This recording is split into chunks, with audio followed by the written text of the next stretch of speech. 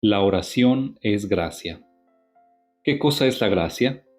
Cuando nosotros pensamos sobre la gracia, ¿cómo la imaginamos dentro de nuestra vida?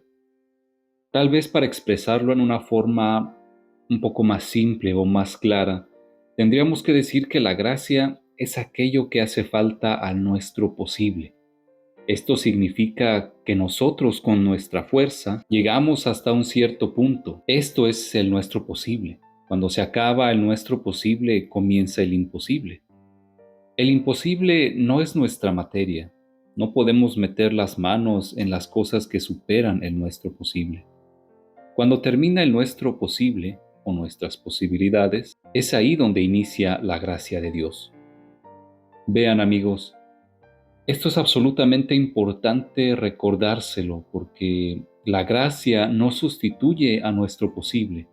De hecho, es la parte que falta. Y por lo tanto, la primera forma que Dios tiene para ayudarnos somos nosotros. Y es bello pensar que una persona que hace oración se da cuenta que está orando porque gracias a la oración hace todo su posible, todo aquello de lo cual es capaz. Pedir en una oración que Dios se sustituya en el nuestro posible, eso no es gracia, a eso se le llama magia. Tantas veces nuestras oraciones tienen más el sabor de la magia que el sabor de la gracia de Dios. Porque a veces nosotros pedimos a Dios de meterse en nuestro lugar, de sustituirse en el nuestro posible. Si yo me enfermo y vivo una enfermedad, es posible dejarme curar por un médico y tomar mis medicinas. Si pienso que la oración sustituye a las medicinas, ¿aquí entienden que le estoy dando a la oración un valor mágico? Porque ahí ya no está más la gracia de Dios. Porque la gracia de Dios inicia cuando yo he hecho todo lo que está dentro de mis posibilidades. Si tuviéramos que tener en nuestra mente una imagen, tal vez nos ayudaría a imaginar a un niño. Piensen en un niño que en una casa quiere llegar a un estante que está muy alto para tomar un objeto, pero no logra alcanzarlo. Entonces trata de ponerse en pie, utilizando sus fuerzas, trata de escalar, pero no logra alcanzar el estante, es demasiado alto. Entonces llega su padre, lo toma en brazos y lo pone en la condición de poder alcanzar el estante, de estirar la mano y tomar el objeto que él desea. El padre ha hecho posible para su hijo una cosa que para ese niño era imposible, una cosa que él no lograba. El padre ha hecho lo imposible para el niño y eso ha sido una gracia. Esto es lo que sucede cuando nosotros hacemos oración. Cuando nosotros oramos, el Señor revela a cada uno de nosotros todo lo que tenemos que hacer con nuestras fuerzas. Una persona que hace oración es una persona que se entrena a hacer su propia parte y sabe que cuando termina su parte, el Señor está dispuesto a tomar en brazos a cada uno de nosotros y darnos esa parte faltante, aquello que no podemos darnos nosotros mismos. Esto es interesante porque muchas veces nosotros no creemos en una gracia, no creemos en algo imposible, pero no simplemente porque tenemos la necesidad de tener todo bajo control, simplemente porque pensamos que es necesario ser no creyentes, sino crédulos para pensar que Dios puede hacer lo imposible. Hay una historia en el Evangelio que en realidad es un fracaso. El fracaso de un intento de los discípulos de Jesús para hacer un milagro. Y a pesar de que los discípulos eran personas entrenadas a sanar a los enfermos, a liberar a las personas de los demonios, tenían el mandato además de ir a anunciar la palabra de Dios y de reforzar la palabra a través de signos visibles. Esta parte del Evangelio que nos cuenta estos hechos comienza con Jesús pensando que Él es consciente de que sus discípulos, con su posible, no fueran capaces de resolver un problema muy serio, el problema de un joven, hijo de un padre que está desesperado por la enfermedad de su hijo. Jesús se acerca a la muchedumbre y pregunta, ¿de qué cosa discuten con ellos? Y de la muchedumbre responde alguien, Maestro, traje a ti a mi hijo que tiene un espíritu mudo. Donde quiera que lo posee, lo tira al suelo, lo hace echar espuma por la boca, lo hace rechinar los dientes y se hace rígido. He dicho a tus discípulos de expulsarlo, pero no lo han logrado. A partir de esto, tomen en cuenta lo que les he dicho antes. El primer modo que tiene Dios de ayudarnos es el nuestro posible. Por lo tanto, es interesante que la primera cosa que hace la oración es decir a cada uno de nosotros, ponte a trabajar, haz algo. Y los discípulos hacen algo, pero a pesar de que ellos hicieron algo, no lograron expulsar al demonio. Había algo más grande que sus posibilidades. Por lo tanto, es así como entramos en el territorio de la gracia, donde se acaban las posibilidades de los discípulos, y es ahí donde debe de intervenir por fuerza Jesús. Permítanme resaltar la descripción que hace el Evangelio de este joven. Claramente por los síntomas se entiende que este joven sufre de epilepsia. Incluso la descripción que hace este padre de su hijo tiene dos características. Dice, es mudo y se hace mal a sí mismo, no logra comunicarse. ¿Cuántas veces sucede en nuestras casas? ¿Cuántos padres ven que sus hijos no pueden hablar? Porque vean que la primera cosa que hace el mal en una familia es hacer enfermar la comunicación. Nosotros estamos impedidos de decir las cosas y no logramos hablar. Y a pesar de nuestros esfuerzos, no logramos entrar en diálogo con alguien. Es decir, de hacer el nuestro posible. Con nuestras fuerzas no logramos romper el silencio. Es como si a un cierto punto pasan cosas en la vida que nos hacen incapaces de lograr entendernos. Y es dramático porque ustedes saben bien que cuando una persona no logra hablar, entonces sí que se siente sola, porque todo lo que vive se lo debe de tener dentro de sí y no logra desahogarse. También esto es interesante. Una persona que ora se ve, se nota a partir del hecho de que la oración sana nuestra palabra, sana nuestra capacidad de comunicarnos. Y esto por un motivo muy simple, porque a veces no tenemos ni siquiera las palabras para orar, pero quien nos ama no tiene necesidad de que nosotros hablemos. Nos comprende aunque nosotros no logramos decir ni siquiera una palabra.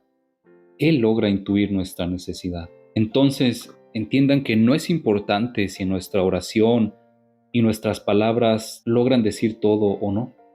No es importante si cuando oramos tenemos palabras claras que pueden manifestar lo que nos está pasando en el corazón o en nuestra vida. Es saber que todas las veces que hacemos oración estamos de frente a alguien que sabe lo que tenemos en el corazón. Aún antes de que nuestras palabras sean pronunciadas por nuestros labios, antes de que nosotros podamos ser capaces de poder comunicar. Pero cuando tú te sientes comprendido, hay algo que se desbloquea dentro de ti, algo que te lleva a poder hablar.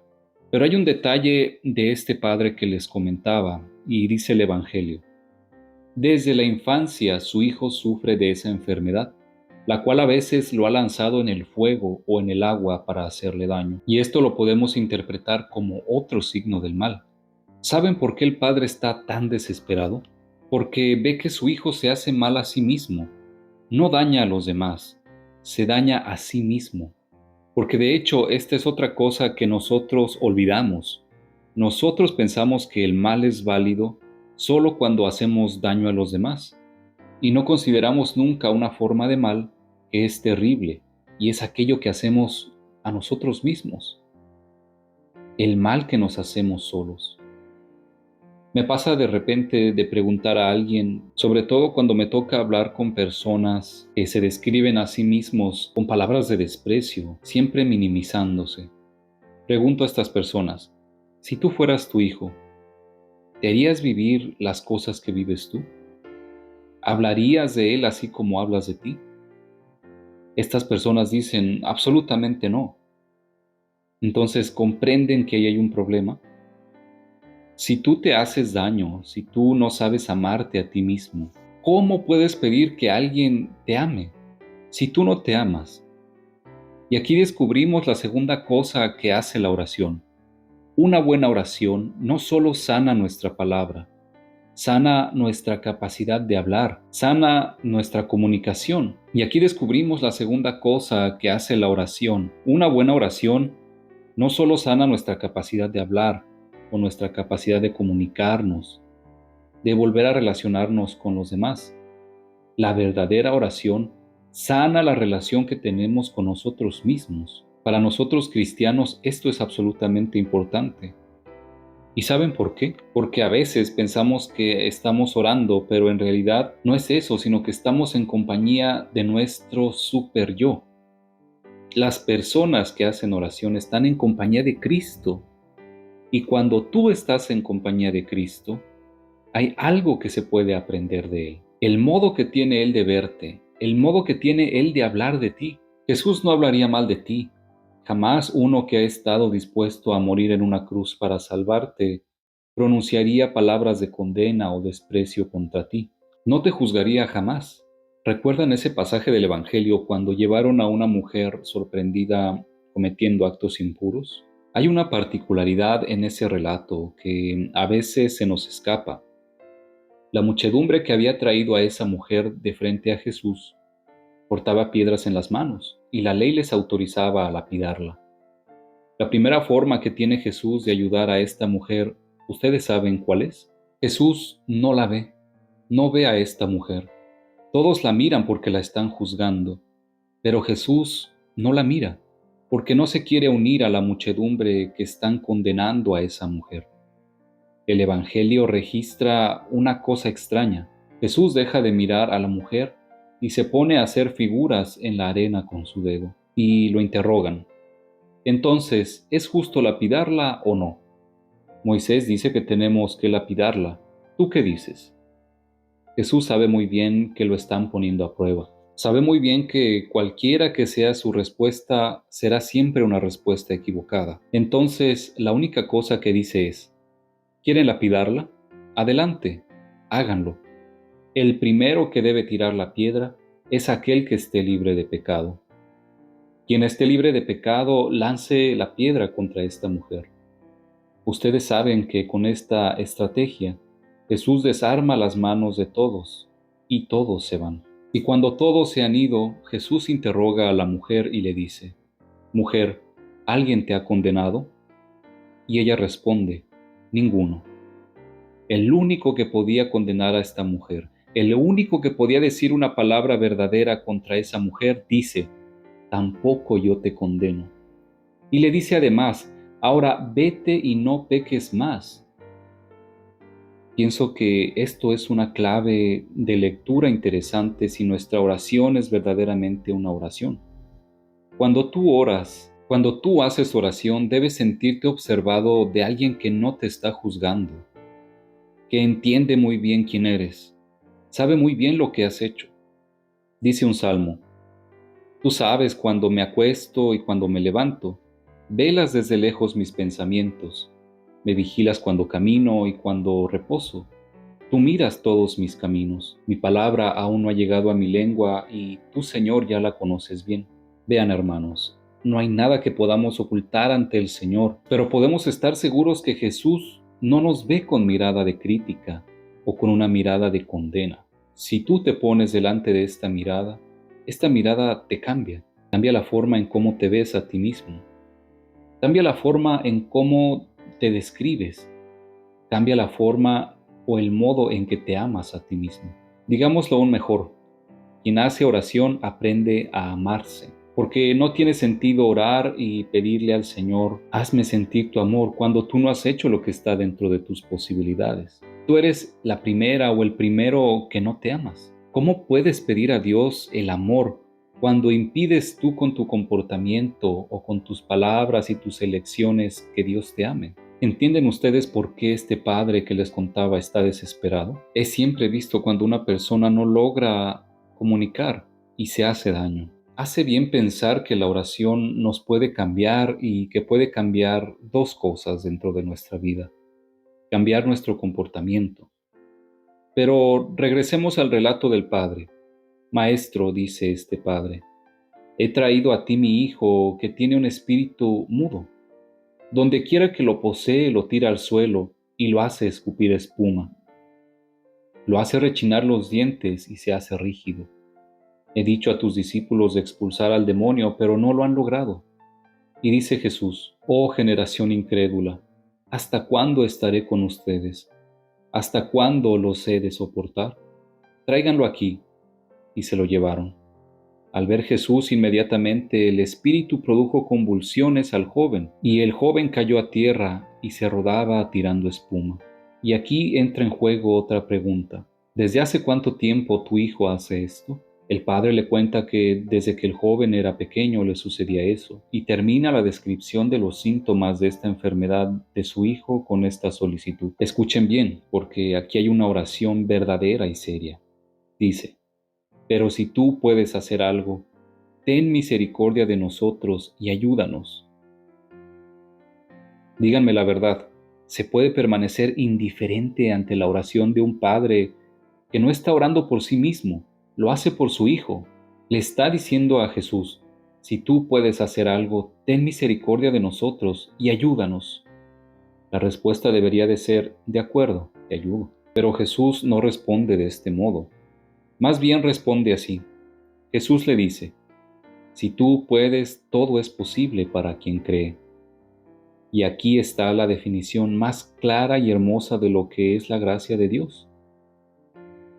La gracia de Dios es un refuerzo de nuestro posible. Es hacer todo lo que está dentro de nuestras posibilidades, con la convicción de que el Señor multiplicará todo nuestro posible. Todo es posible si tú crees, si tú puedes. ¿Tú crees o no? Jesús le está preguntando a este padre: ¿tú crees que yo puedo sanar a tu hijo?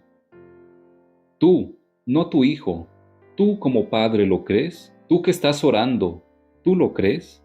Nosotros quisiéramos tener una certeza que nos haga pedir al Señor sin dudar, pero tenemos siempre miedo de que suceda algo malo. Miedo de que no nos escuche, de que Dios no escuche nuestra oración. Miedo de que nos estamos ilusionando. Por esto Jesús, el Evangelio, cuando nos explica la oración, dice: busquen y encontrarán, pidan y se les dará, toquen la puerta y se les abrirá. Porque quien pide, obtendrá, quien busca, encuentra, y a quien toca se le abrirá. ¿Por qué Jesús hace este ejemplo? Porque muchas veces nosotros no tocamos la puerta porque tenemos miedo de que nadie la abra. Entonces, para no quedar desilusionados, no tocamos la puerta. Muchas veces no pedimos porque tenemos miedo de que nos rechacen. Algunas otras veces no buscamos porque pensamos que tal vez no encontraremos nada. Nuestro problema es este. Tenemos un problema con la fe. ¿Cómo hacemos cuando tenemos un problema con la fe? ¿Cómo se puede orar con fe cuando tú esta fe no la tienes? Nosotros debemos de agradecer a este Padre que nos muestra el Evangelio, porque en realidad nos enseña cómo se tiene que creer cuando no se tiene la fe suficiente. Porque este Padre responde así, responde inmediatamente en voz alta: creo, pero ayúdame en mi incredulidad. Esto, queridos amigos, traducido significa: no lo sé si creo, pero ayúdame tú a creer. Entonces le pide a Jesús de aumentar su fe. Hazme sobre todo la gracia de poder confiar en ti. Y precisamente porque puedo confiar en ti, puedo obtener lo que estoy pidiendo. Nos consuela el Evangelio cuando nos relata estos hechos, porque dice a cada uno de nosotros que no debemos de tener miedo, ni siquiera de nuestra poca fe. Nosotros podemos orar siempre a Dios así: ayúdame a creer, ayúdame a confiar, ayúdame a abandonarme en tus manos, ayúdame a hacer todo lo que me es posible, ayúdame a ponerme en prueba, ayúdame a mirarme con una mirada nueva, ayúdame a aprender a quererme a mí mismo, ayúdame a hablar, a comunicar, ayúdame a hacer todo aquello que tantas veces tengo miedo, ayúdame. También nuestra fe tiene necesidad de ser curada, porque saben, la fe es un don. La fe no es algo que nosotros aprendemos en el catecismo. La fe no es algo que recibimos simplemente por haber nacido en un determinado lugar, o porque alguien nos ha regalado algo que es muy cristiano. La fe es un don. Las cosas que no vienen de mí, entonces estas cosas se piden. ¿Cuándo ha sido la última vez que hemos pedido a Dios que aumente nuestra fe? Tantas veces cuando vemos nuestra incredulidad, ¿saben qué hacemos? Nos culpabilizamos a nosotros mismos, como si fuéramos culpables de nuestra incredulidad. Pero si tú te das cuenta de ser incrédulo o incrédula, pide al Señor de aumentar tu fe. Jesús dice, si ustedes que son malvados dan cosas buenas a sus hijos cuando ellos les piden un pan, porque no creo que les den una serpiente a cambio, entonces el Padre que está en los cielos, ¿por qué no debería de escucharlos? ¿Por qué no debería de dar el Espíritu Santo a aquellos que lo piden? ¿Por qué no debería de aumentar nuestra fe? ¿Por qué no debería de tomarse en serio lo que le digo de todo corazón? ¿Entienden que tenemos una idea equivocada de Dios? Nosotros no logramos hacer oración porque nos hemos diseñado un Dios equivocado en nuestra mente. ¿Se dan cuenta ahora por qué es importante leer el Evangelio? Porque el Evangelio nos enseña quién es verdaderamente Dios y cómo nosotros debemos relacionarnos con este Dios. Jesús ha pasado toda su vida diciéndonos constantemente una cosa: el Padre los ama. Jesús no dice, Dios existe.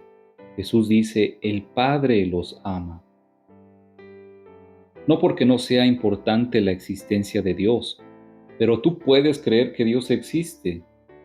Pero si no crees que Dios te ama, pensar que Él existe no te cambia la vida. Tú no tienes fe porque Dios existe. Tú tienes fe cristiana si crees que Dios es Padre. Y esto te hace cristiano verdaderamente. Cuando nosotros oramos, nos dirigimos a un Padre que nos ama. Y si tú sabes que de frente a ti tienes a alguien que te ama, uno que, como dice San Pablo, no ha indultado a su Hijo para salvarte a ti, ¿cómo podemos continuar a tener miedo mientras oramos? ¿Cómo podemos continuar a dudar? Creo, ayuda mi incredulidad. Entonces Jesús, viendo cómo corría la muchedumbre, expulsó el espíritu impuro, diciendo, Espíritu mudo y sordo, yo te ordeno, sal de él y no entres nunca más en él. Gritando y sacudiendo con fuerza, el espíritu salió, y el joven quedó como muerto. Todos decían, está muerto. Y voy a abrir un paréntesis aquí sobre esta afirmación del Evangelio. Y se los digo porque tal vez esto nos cause gracia, pero quien sabe qué cosa es la oración, sabe que lo que les voy a decir es verdadero. Muchas veces cuando tú haces oración, parece que las cosas empeoran. Entonces tú dices, aquí hay algo que no funciona, mi oración no sirve. ¿Cómo es posible que estoy haciendo oración y en lugar de que las cosas mejoren, todo se empeora? Recuerden que cuando todo parece empeorar, tú debes de continuar obstinadamente a orar, a creer, a confiar. No tenemos que perder la esperanza si pensamos que nuestra oración es inútil o que no funciona. No es posible que la oración no traiga un fruto, porque la oración es la relación con la persona que te ama y es la persona que tiene todo el deseo de ayudarte. No te confíes de síntomas internos. Cree firmemente lo que has pedido con todo el corazón. El Señor lo ha tomado muy en serio. Seguramente que se lo está tomando muy en serio. Y todos decían, está muerto. Y Jesús lo tomó de la mano, lo hizo levantarse y el joven se puso en pie. Qué hermosa esta escena. ¿Qué hace Jesús? Pone en pie al joven. Le da nuevamente el protagonismo. Saben que nosotros podemos vivir la vida en dos formas. Una es estando acostados y la otra es estando en pie. Podemos vivir la fe padeciendo o como protagonistas. Quien hace oración se da cuenta de que está orando porque regresa a ser protagonista de las cosas. Deja de padecer las cosas, se levanta, encuentra el valor de estar en pie frente a las circunstancias de la vida. Es un valor que nace propiamente del encuentro con aquel Señor al que estás orando, con ese amor que te infunde el espíritu de la fortaleza. Y entrando en casa, sus discípulos le preguntaron en privado a Jesús, ¿por qué nosotros no logramos expulsar a aquel demonio? Hemos hecho todo lo que nos era posible. todo lo que estaba en nuestras manos. Jesús dice a estos discípulos, porque hay cosas en la vida que son más grandes que sus posibilidades, y las cosas que sobrepasan sus posibilidades se tienen que pedir a Dios. Les dijo Jesús, esta especie de demonio no se puede expulsar sino orando. Entonces, ¿entienden el verdadero milagro que relata el Evangelio? El Padre es un buen Padre, ama a su Hijo, pero se da cuenta de que sus posibilidades llegan a un cierto punto. Entonces el Padre hace su posible, hace oración para que Dios ponga el resto. Detrás de la imagen del Padre está cada uno de nosotros, que debe de hacer su propio posible, debe de hacer su parte, pero debe aceptar que en la vida suceden cosas que son más grandes que nuestras posibilidades. Todas estas cosas que son más grandes que nuestras posibilidades exigen una acción de Dios. Qué hermoso es pensar que la oración nos da algo en concreto, nos sana, nos regresa el protagonismo en la vida. Dice a cada uno de nosotros, haz lo que puedas hacer, y cuando termina el nuestro posible, cuando se nos acaban las posibilidades, es ahí donde Dios hace el resto. Pidamos a Dios verdaderamente esa luz y esa gracia para creer que es así. Entonces ciertamente nuestra oración puede cambiarnos la vida, porque es una oración que cambia la relación con nosotros mismos. Es una oración que nos convierte, una oración que no es magia. Es tan concreta esta oración que tiene una base extremadamente concreta, que no solo nos basta para afrontar los problemas, sino que nos sobra. He usado esta imagen intencionalmente porque quizá hay otra parte del Evangelio que nos ayudaría también a entender qué cosa es la gracia de Dios. Y quisiera concluir con esta imagen que nos muestra esta parte del Evangelio. Una muchedumbre de 5,000 personas. En realidad, 5,000 personas únicamente contando a los varones, pero sería necesario también contar no solamente a los varones, sino a las mujeres y a los niños. Hay necesidad de alimentar a esta muchedumbre hambrienta. Sin embargo, nos encontramos en la bolsa solo con pocos panes y algunos peces. Jesús no se deja impresionar de esta poca cantidad de alimento. Pide a los discípulos de entregarle eso poco. Eso poco por medio de sus manos. Eso poco, por medio de las manos de Jesús, dio de comer a la muchedumbre hambrienta, y aún sobran canastas enteras de comida. Esto es el milagro. Esto es la gracia de Dios. Ustedes, hermanos, no tengan miedo si sus posibilidades son pocas, pero hagan todo lo que puedan hacer, entregándolo en las manos de Cristo. Cristo tiene el poder de multiplicar lo poco que demos, y no solo para dar a bastar, sino para dar de sobra. La gracia de Dios es siempre sobreabundante. Por esto el sentimiento más recurrente de las personas que oran de verdad, ¿ustedes saben cuál es? La gracia. Porque cuando encuentras un Dios que hace todo posible en tu vida, el corazón revienta de alegría y de gratitud. Les deseo verdaderamente poder hacer oración de esta forma. Les deseo de poder aprovechar en profundidad la gracia de Dios. Les deseo sentir en sus corazones mucha, pero mucha gratitud. Que así sea.